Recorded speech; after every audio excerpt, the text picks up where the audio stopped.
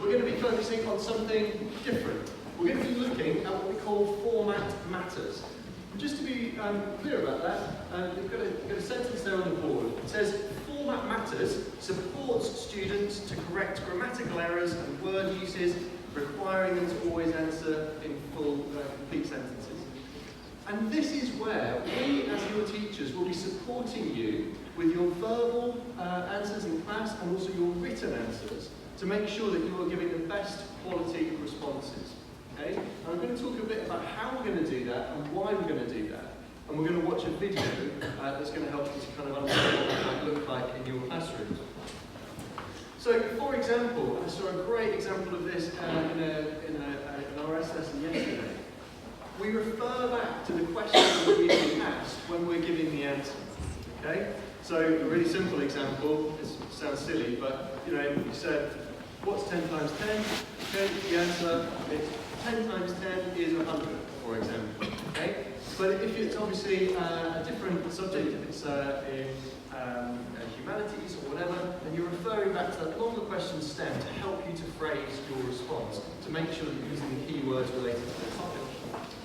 Teachers are also going to support you by praising you when you do the things that we're asking and telling you exactly what was good about the answer. We'll see that in a minute in the video. Now, it should be obvious as to why we're doing this. In about 18 months' time or whatever, you guys are going to be doing your GCSEs. The expectation of you is so high in terms of your academic language, your academic vocabulary, and the way that you apply yourself, particularly in the written word.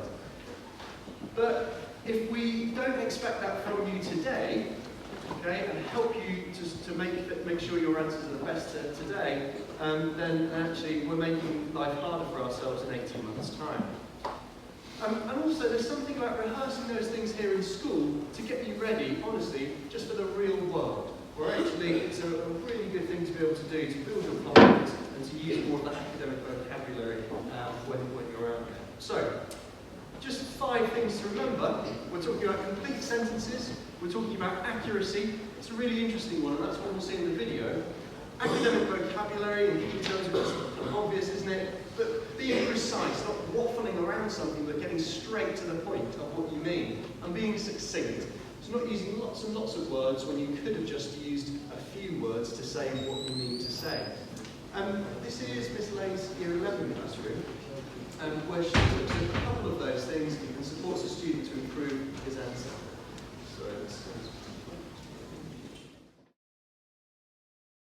So we're going to hear now some of these links that you've just been writing that will help us boost our narrative account answers.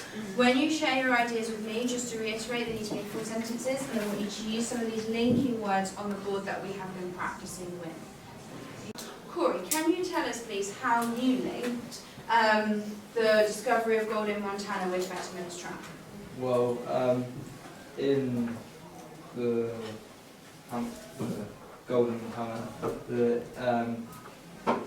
white settlers came over onto their hunting ground, and the Fort Laramie troops said they weren't allowed to come onto their land. Very nice, and what's that word called? Fetterman's Trap. Fantastic. Okay, and just to clarify, just to be sort of 100% accurate, was it everybody who broke the treaty that they killed? No, I don't think they did. Okay, who did they kill? They killed William.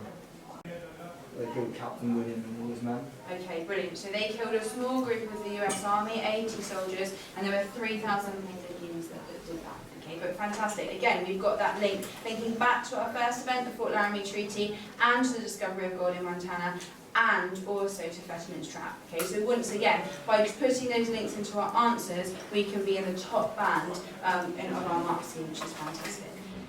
So in that clip, Miss Lay had the very highest expectations of the way that students needed to answer those questions. They needed to be absolutely accurate, not just halfway there and using lots of the things that they've been learning, but saying exactly the kinds of things that we wanted to be able to say in response to that question. And at the end of that then, she explained exactly what was really good about that answer that the student finally gave. Okay? So your teachers are going to be doing that with you, and I guess the message is expect that, work with that, and use it to improve your verbal